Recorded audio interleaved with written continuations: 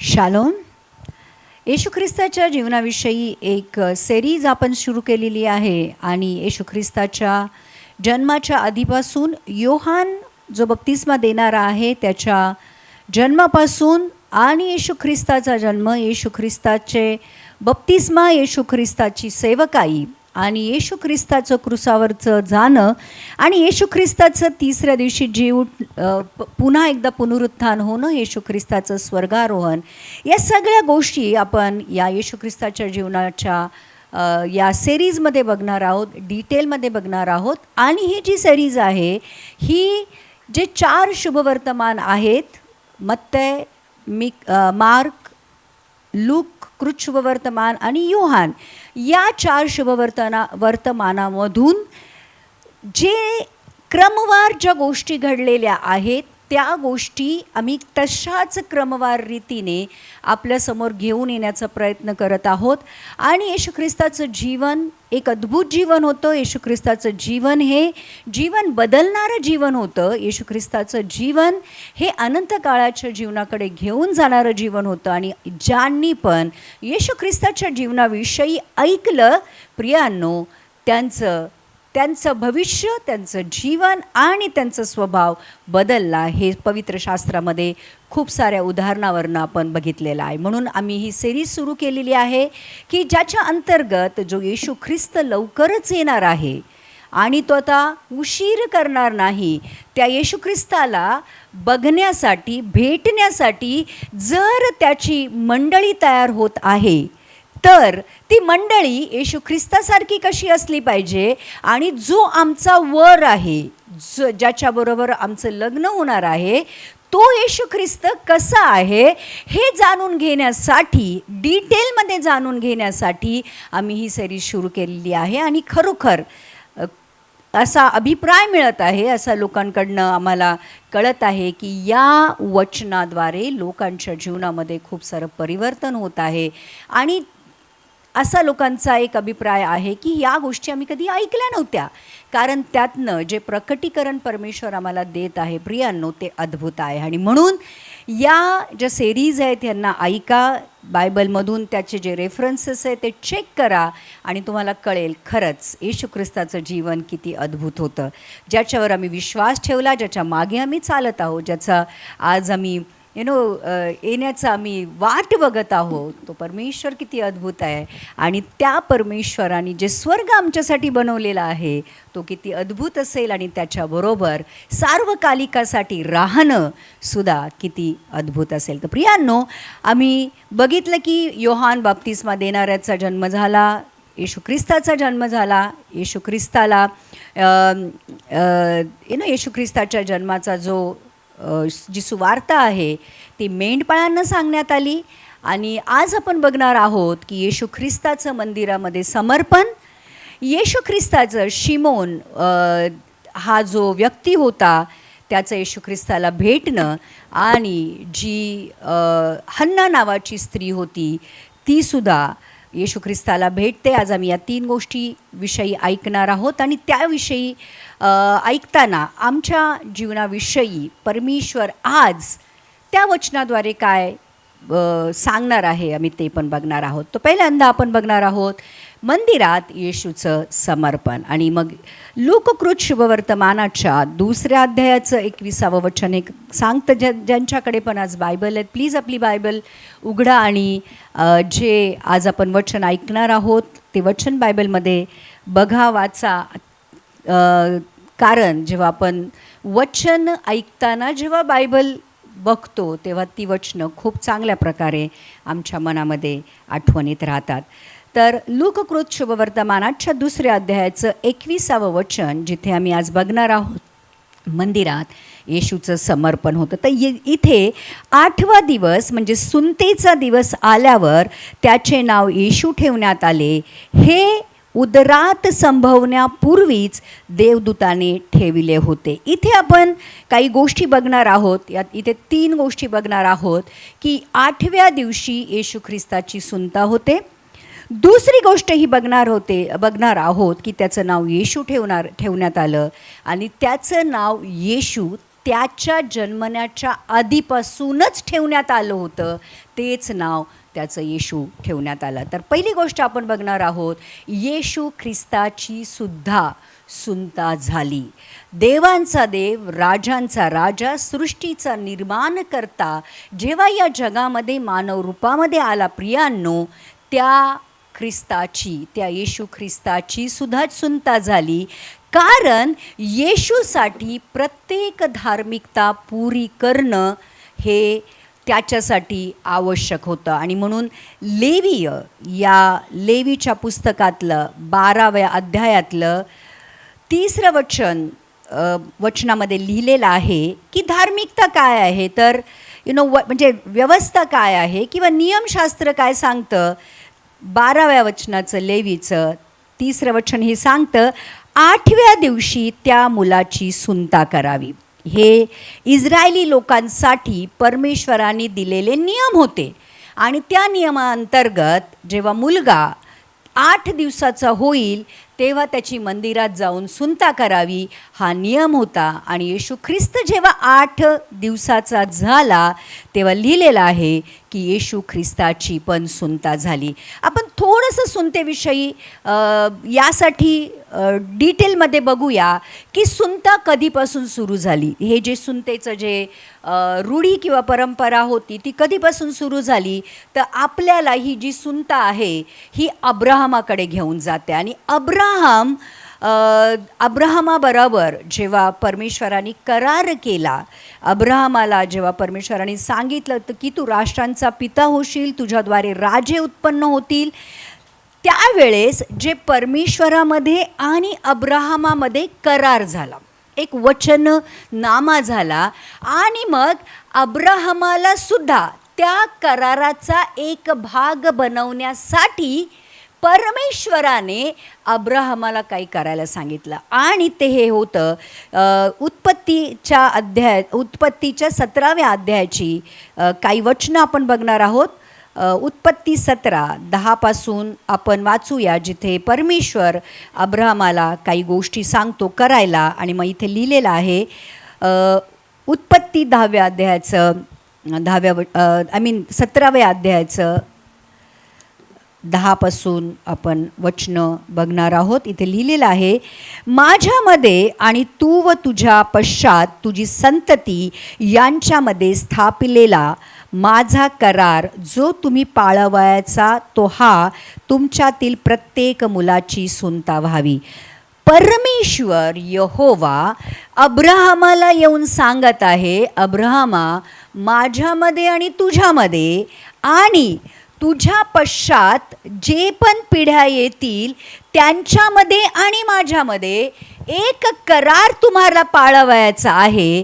म्हणजे जसं मी सांगितलं की परमेश्वराच्या करारामध्ये इस्रायली लोकांचा पण एक सहभाग असावा, म्हणून परमेश्वराने अब्राहमाला सांगितलं की तुमच्या पिढ्यांमध्ये उत्पन्न होणाऱ्या प्रत्येक पुरुषाची सुनता व्हावी, तुमची अग्रत्वचा काढण्यात यावी की माझ्या व तुमच्यामध्ये झालेल्या कराराची खून होईल.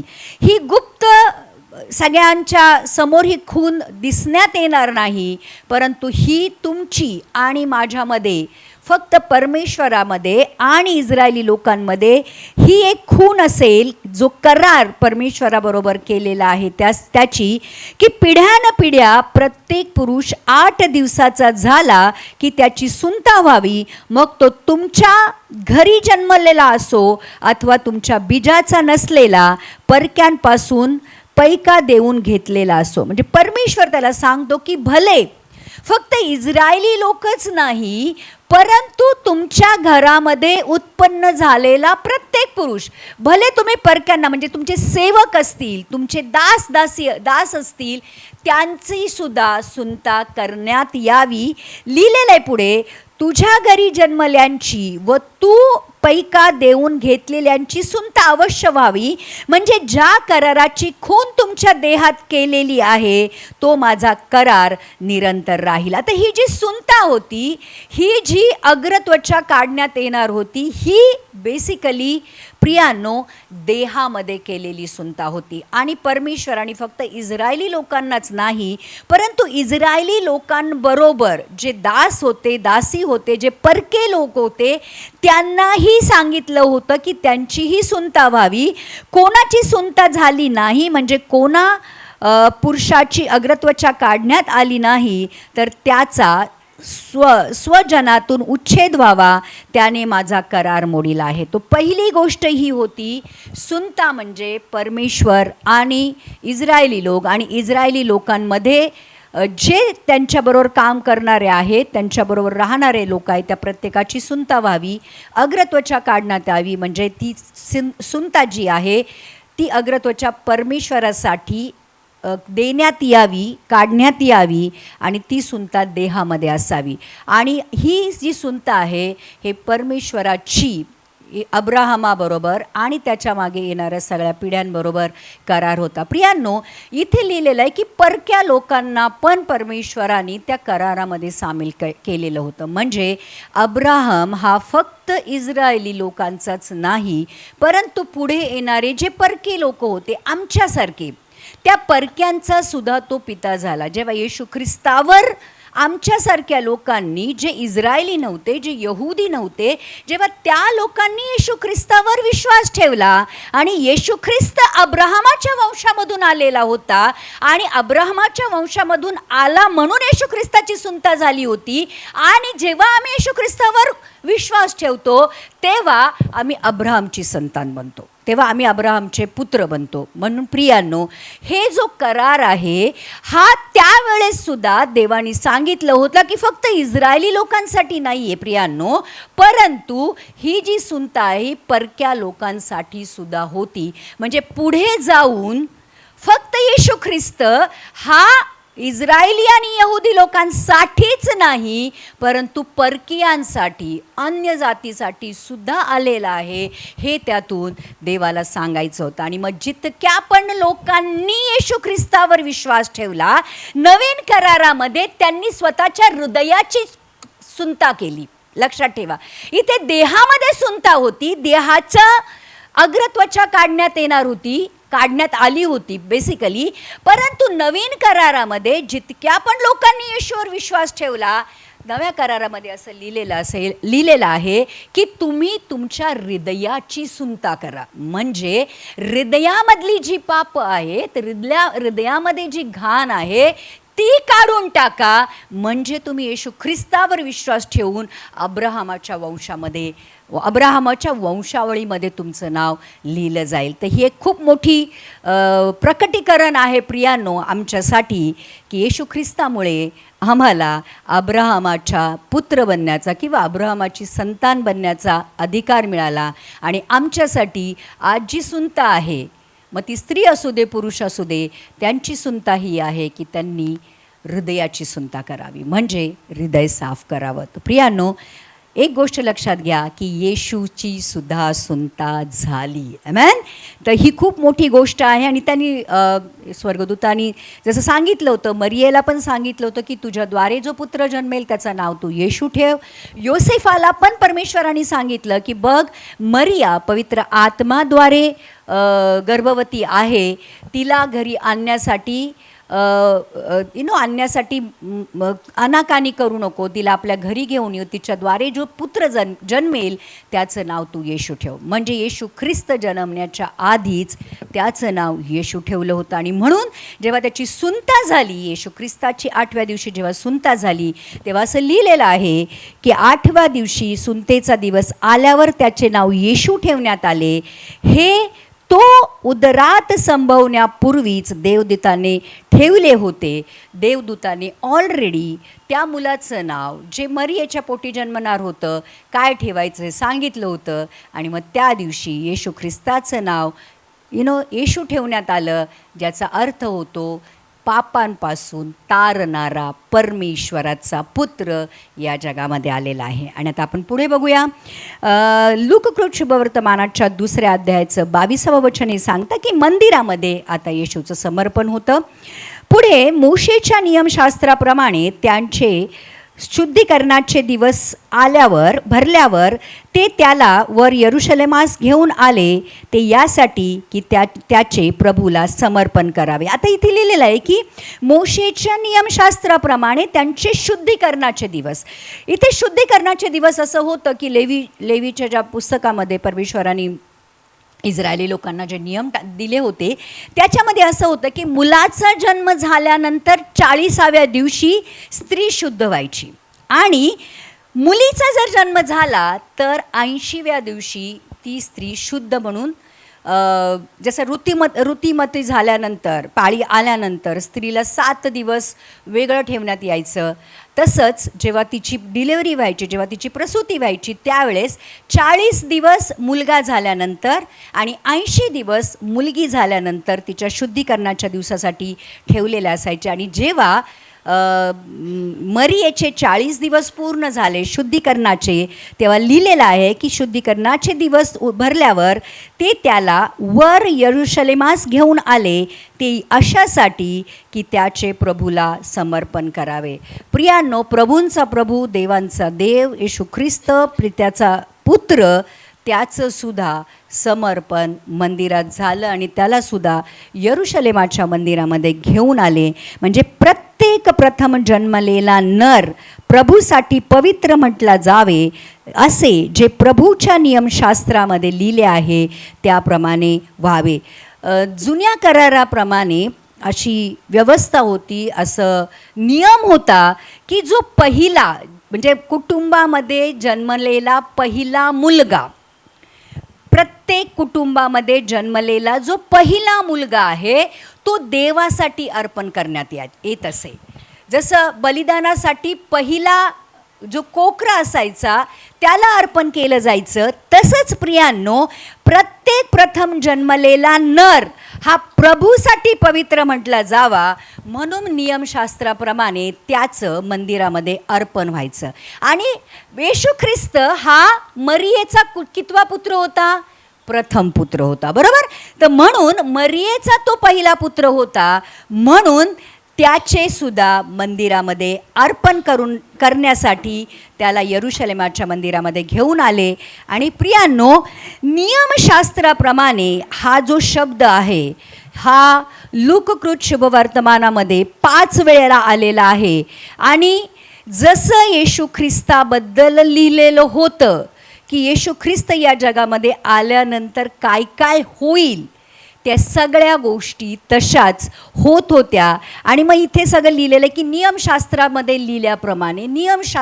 लिहिल्याप्रमाणे येशू ख्रिस्त प्रियांनो हा भले देवाचा पुत्र होता, नियमशास्त्र त्यांनी दिलेलं होतं, त्याला नियमशास्त्र पाळण्याची जरूर नव्हती, कारण तो राजा होता, कारण तो प्रभू होता, कारण तो देव होता. परंतु येशू ख्रिस्त एक असा नम्र परमेश्वर होता की मानवासाठी दिलेलं नियमशास्त्र, मानवासाठी दिलेलं ज्या अटी आणि नियम होते ते येशू ख्रिस्ताने तंतोतंत पाळले. मानवाने नाही पाळले, मनुष्याने नाही पाळले, परंतु देवाच्या देवाने जो राजा येशू ख्रिस्त होता त्याने नियमशास्त्राप्रमाणे प्रत्येक गोष्ट पाळली. आणि बघा, भले तो लहान होता तरीसुद्धा नियमशास्त्रामध्ये लिहिल्याप्रमाणे प्रत्येक गोष्ट त्याच्याविषयीसुद्धा करण्यात आली. आणि म्हणून गलतीकराच्या पुस्तकाचं 4व्या अध्यायाचं 4थं वचन मध्ये असं लिहिलेलं आहे की परंतु काळाची पूर्तता झाली जेव्हा येशू ख्रिस्ताच्या येण्याविषयी लिहिलेलं आहे की काळाची पूर्तता झाली तेव्हा देवाने आपल्या पुत्राला पाठवले.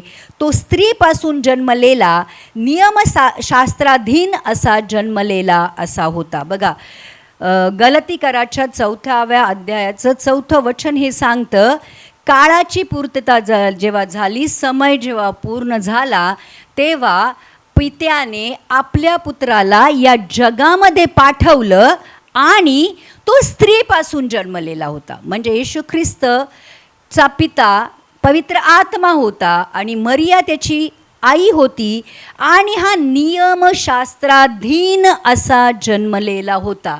म्हणजे या जगामध्ये हा असा एकच मनुष्य होता प्रियांनो, ज्याच्या जन्माविषयी हजारो आणि शेकडो वर्षापूर्वी लिहिलेलं होतं की तो कधी येणार, तो कसा येणार, कुणाच्या पोटी येणार, कुठे जन्मणार,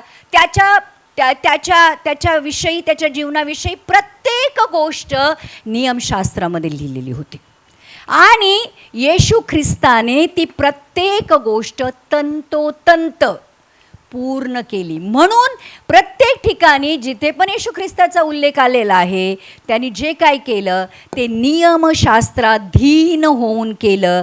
हे लक्षात घेणं खूप जरुरी आहे की जर येशू ख्रिस्तानी नियमशास्त्र पाळलं, येशू ख्रिस्तानी जर पवित्र शास्त्राप्रमाणे वागला, तर प्रियांनो आम्हाला किती वागणं जरुरी आहे. आणि म्हणून प्रियांनो, आज आमच्यासाठी येशू ख्रिस्ताची ही शिकवण आहे की देवाचा पुत्र होता तरी मानवजातीच्या नियमशास्त्राची त्याला ॲक्च्युली पालन करण्याची तसं बघायला गेलं तर गरज नव्हती, परंतु हा एक नम्र परमेश्वर होता आणि तो मनुष्यामध्ये आला होता, मनुष्य जन्मामध्ये होता, म्हणून त्याने देवाने दिलेले प्रत्येक नियम जसे सांगितले होते तसेच पाळले. आणि म्हणून त्याने असं लिहिलेलं आहे की मी नियमशास्त्र किंवा संदेष्टांची जी पुस्तकं आहेत ती लोप करायला नाही, नष्ट करायला नाही, परंतु ती पूर्ण करायला आली. ती म्हणजे या जगामध्ये एकच असा पुरुष झाला उत्पत्तीपासून आत्तापर्यंत आणि नंतरसुद्धा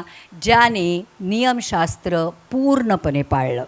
आम्ही कुठे ना कुठे चुकतो, आम्ही कुठे ना कुठे गडबड करतो, पण येशू ख्रिस्ताने कुठेही चुकला नाही आणि कुठेही कसलीही त्यांनी आपल्या जीवनामध्ये गडबड केली नाही. आणि म्हणून पुढे लिहिलेलं आहे, लूककृत शुभवर्तमानाच्या 2 अध्यायाचं 24वं वचन सांगतं, आणि प्रभूच्या नियमशास्त्रात सांगितल्याप्रमाणे होल्यांचा जोडा किंवा पारध्यांची 2 पिल्ले याचा यज्ञ करावा. ज्या वेळेस पुत्राचं समर्पण होतं मंदिरामध्ये, तेव्हा पापार्पण आणि ज्याला आपण होमार्पण म्हणतो, म्हणजे काही प्राण्यांची बळी दिली जायची.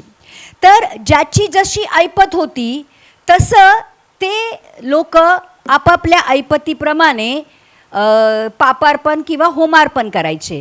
तर ज्यांना जसं येशू ख्रिस्ताचे आईवडील गरीब होते, त्यांच्याकडे एवढे पैसे नव्हते की ते मोठ्या प्राण्याचा बळी देतील, आणि म्हणून लेवीय 12:8 असं लिहिलेलं आहे की तिला मेंढा अर्पण्याची ऐपत नसेल. म्हणजे जेव्हा शुद्धीकरणासाठी आणि बाळाला मंदिरामध्ये अर्पण करण्यासाठी जेव्हा ती स्त्री आपल्या पहिल्या पुत्राला मंदिरामध्ये घेऊन यायची, तेव्हा तिला मेंढा अर्पण्याची ऐपत नसेल तर तिने 2 होले अथवा पारव्यांची 2 पिल्ले, एक होमार्पणासाठी व दुसरे पापार्पणासाठी आणावी आणि याजकाने तिच्यासाठी प्रायश्चित्त करावे, म्हणजे ती शुद्ध होईल. तर हे जे शुद्धीकरणाची जी विधी होती त्याच्यामध्ये जे श्रीमंत लोक असायचे ते मेंढा अर्पण करायचे. मेंढा महाग असायचा तर ते लोक मेंढा अर्पण करायचे.